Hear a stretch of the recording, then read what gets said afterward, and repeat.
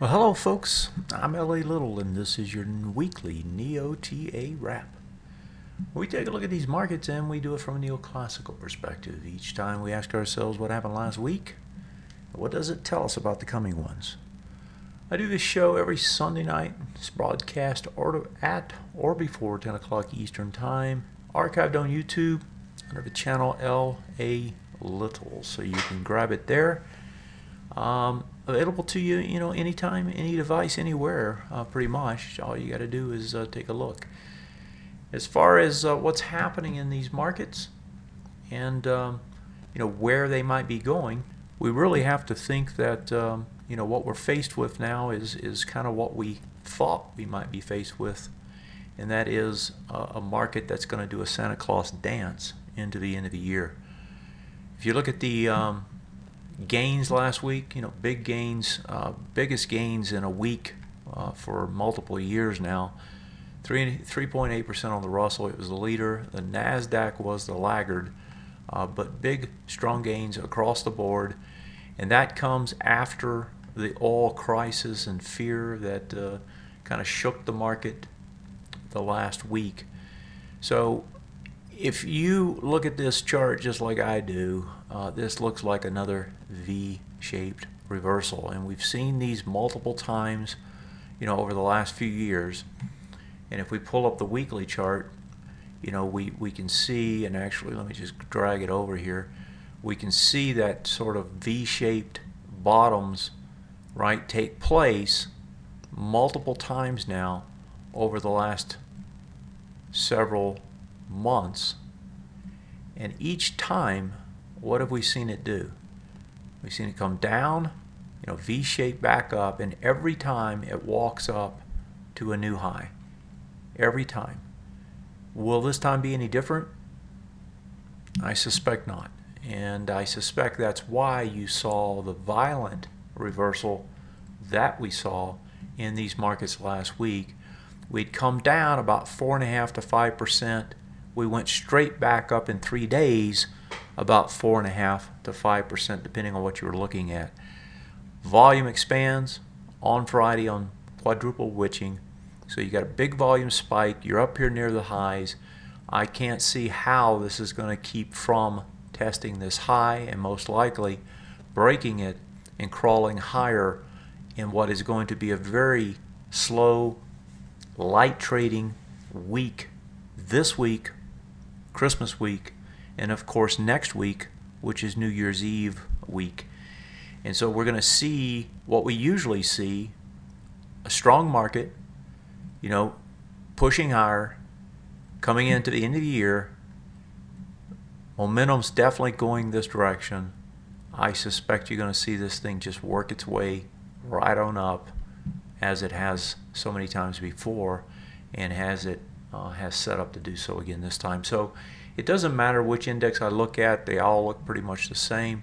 The only two I'm going to pop into next, NDX, and the reason for that is the NDX really has a test area right here that it needs to get over. If it gets over that, then it should be going after these two highs that are sitting up here, which would give it the momentum to break higher. If you look at it on a weekly basis, you can see what I'm talking about. You got that high, you're coming back up, you got some volume expansion.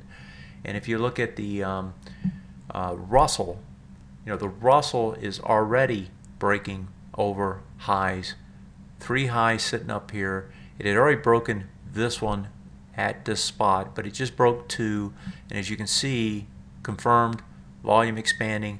I suspect the Russell, if we look at it on the weekly, is going to go back up and test these 2 highs on the weekly time frames.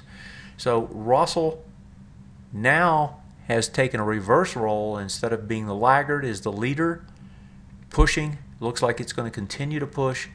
It's probably going to pull everything with it. SPX would probably be the next one, and the SPX actually had a nice setup last week. I think I talked about it once before. You had a retest regenerate going off this prior swing point high, so you trade into it in this area here. Volume does expand, but it holds, and a lot of that volume came in on the way back up, and now you're up there testing again, more than likely going to break higher. So indexes, can't find anything about them that I dislike. If I look at the sectors, on the sectors, as we know, it was oil and the energy stocks that was bringing this thing down. Well, now they are shooting back up. And if we look at the XLE, it is right at the retest regen zone on the daily time frame. So this is a key area. This is going to tell us where this is going to be a range trade, in other words, range back up in here somewhere, or whether this is going to be a failed bounce and set up some sort of a small ABCD down attempt back to the downside. So XLE, something to watch this week. I suspect that's going to be a key area. If you look at it on a weekly time frame, it's coming back into the retest regen. Oh, I've got the XLF. Let me grab the XLE. I was going to the XLF next. The XLE is coming back into a weekly time frame, and on that, it has a swing point low here, has one there. The retest regen on this one actually is the lower of the two, which is here. That will be the first test. So if it gets over on the daily time frame and throws it into a range trade, then that gives you more confidence that these lows are going to hold for some time, even if on the intermediate term time frame it can't get over the bearish retest regen zone. So XLE probably going to continue to be a thorn. I suspect we'll have some more pressure on the USF, the USO, the oil market going forward. But for right now, if I look at almost any of these indexes, and I'm going to pull this across and just look at the weeklies now. Here's the XLF, comes back into a retest regen, regen's higher. And if I go down the line here, you're going to see that was the case on almost all of them. Prior swing point high, you come into it, you flip around, you go back up. And it doesn't matter which one I go into, they all look the same. Most of them had more volume, but they all held price and they all regenerated higher. So when I see that, I look at the indexes like they are, it's pretty hard to conclude anything other than the fact that these markets are more than likely going to work higher into the end of the year. And given that last week was the last chance that large institutions had to rearrange their portfolios, I believe that was what exacerbated that move Wednesday, Thursday, Friday. People were rushing in with larger orders to get on the right side of the market into the end of the year. Looking elsewhere on the Ox markets, gold, this is the weekly chart. Gold's coming back up. It's trading back into a swing point low here. It's going to do a retest regen off of it. It's already actually doing that. So it's a bearish retest regen. So the ideal here, is that this is always where the market tells you what it's trying to do. And what you have here is a situation where you come back within 6 bars, gives you a fairly high probability you're going to get towards the top of the prior swing point low that was broken. That's what it's doing. What it's actually running into right now is this breakdown bar. So this area is a tough area to get over it. If it gets over it, then it kind of changes the equation on gold. But until it does, you have to believe that gold's going to continue to struggle. And if you look at it on the daily chart, it is struggling. It's hanging in here. It's kind of got this bearish formation now. It's going to probably, more than likely, it's probably going to test into this area one more time. Gold is going to struggle with this zone right here, and it continues to do that. If we look at the silver market, let's look at that one next. So I'm looking at some of these ox markets to see if there's anything different with them that would concern me about the equity markets. So gold doesn't seem to. Silver, same thing. It doesn't do anything to change my mind. The big market last week, of course, was oil.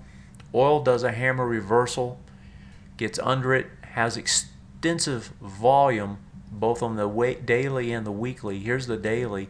It did not retest that low, so it's at a point where it could retest it again, but given how steep this was, this decline, I wouldn't be surprised to see it bounce more before it tries.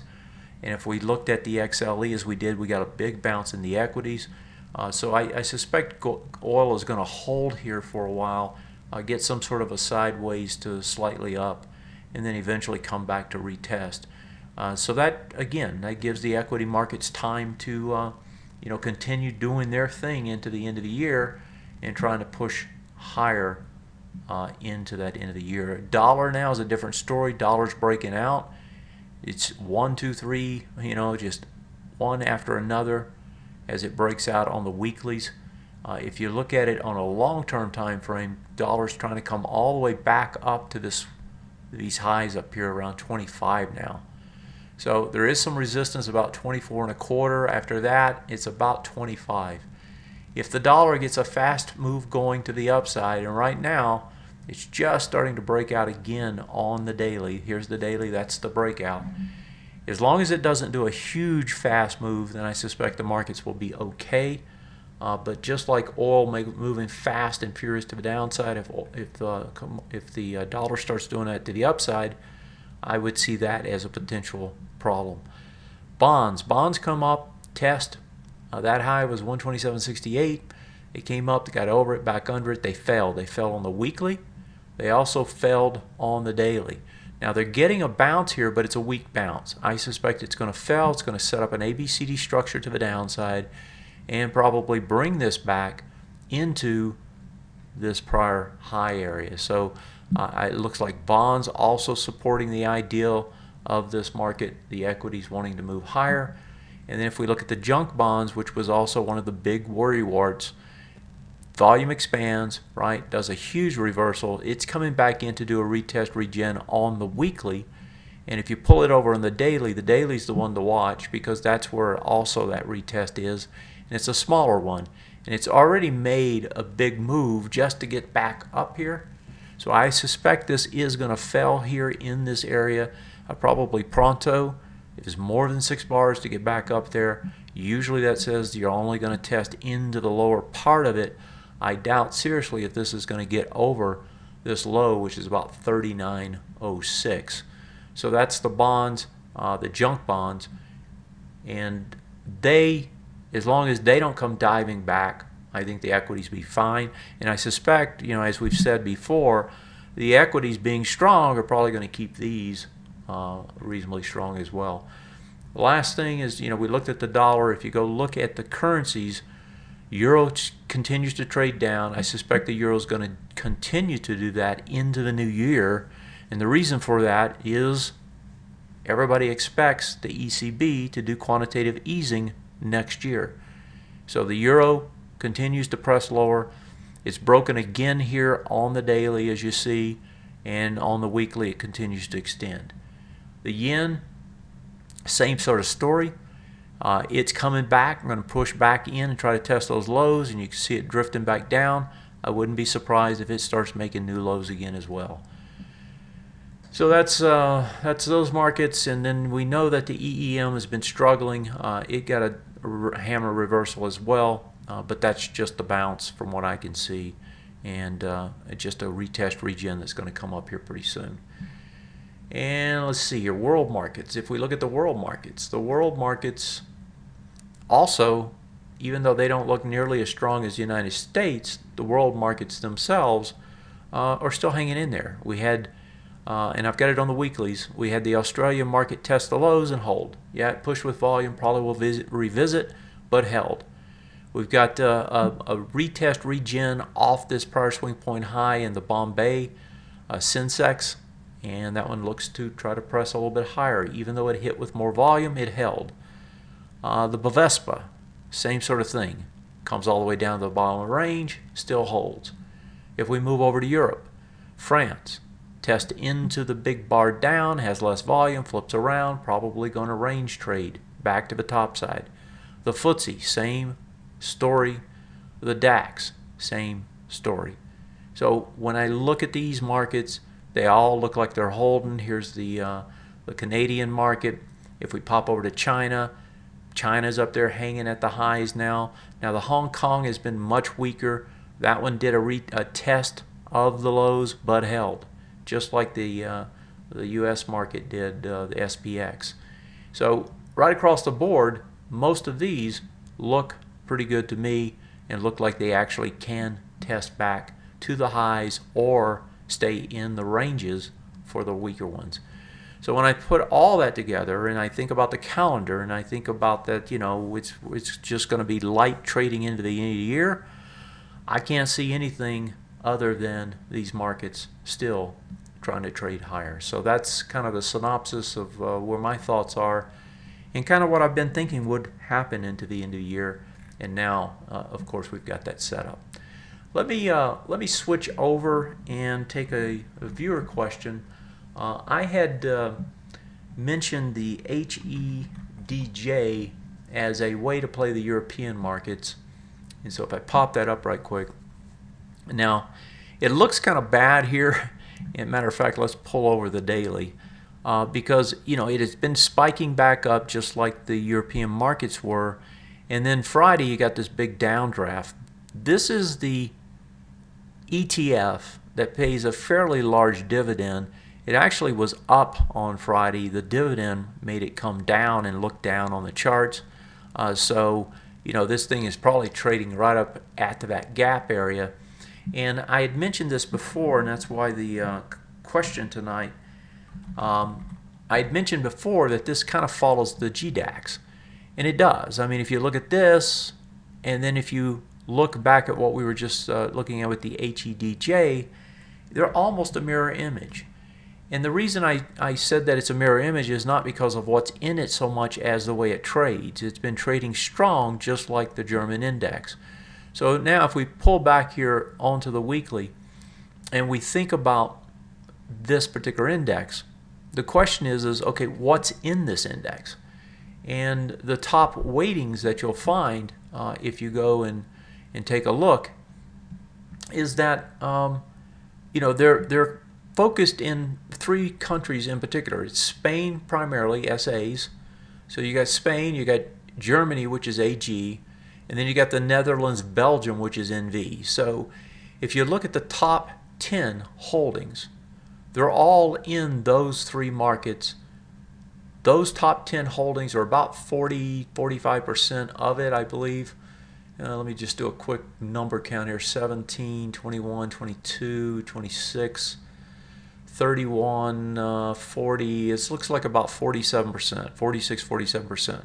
It's almost half the index in the top 10 holdings.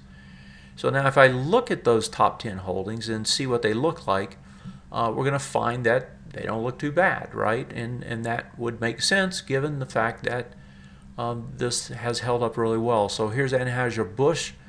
You can see it pushing up with volume. Looks to me like it's going to try to break out. And I'm looking on the weekly charts. If we go, and I'm just going to go down the list of the ones that I have. This is Banco Bilbao. This one actually doesn't look too good. You know, the banks in Spain have taken a tough beating the last weeks. These financials, I expect, will turn and run higher, even the ones in Spain, if in fact the ECB does some sort of direct quantitative easing versus what they're doing. But right now, this is weak and doesn't look to get too much stronger anytime soon.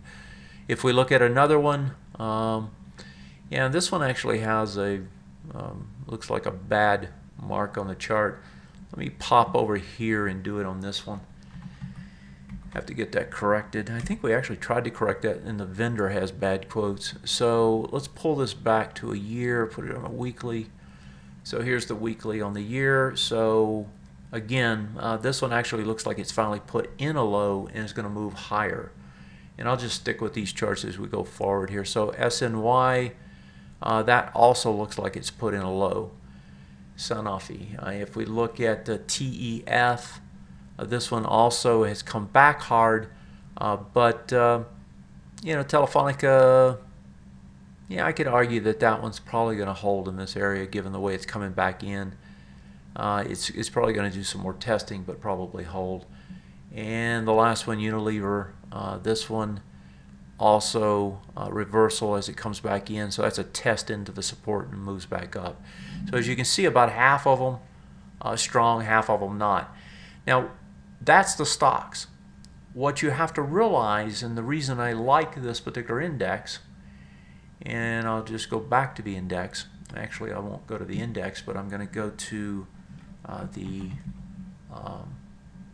FXE. Is what you'll find if you watch this is this, and we can pull it up here. Here's the weightings. This is 100% hedged on the euro, right? The currency exposure. And so it's an inverse hedge. And so what they're doing is they're shorting the euro. So as the euro continues to bleed lower, this index is greatly helped, right? And so even if the stocks just go sideways, the short on the euro is going to make the HEDJ go up. And so you're betting two things here. You're betting the currency and you're betting the stocks. Now, that's a double-edged sword if the euro rallies, right? Because if the euro rallies, the stocks are going to struggle. And so the big bet here is the euro is going to continue to be soft. And I think that's a good bet over time. And so one way to play this is, to play this ideal of the currency becoming weaker is to be long the HEDJ, because you get the value of the euro declining, and that should help the stocks. And so you kind of get a double whammy effect to the index. So, just realize that is what the trade is here. And if the FEX part of this, or the FXE part of this, the euro short, is wrong on a longer term basis, you don't want to be in this ETF. But as long as that looks to be the case, which I believe still is the case, this is not a bad way to get a double, to get extra strength in the trade that you're making. So it's not just about the stocks that are in there, but those stocks will benefit from a weaker euro in general, and the euro short will make the hedge trade work quite well. Okay, so that's it for tonight.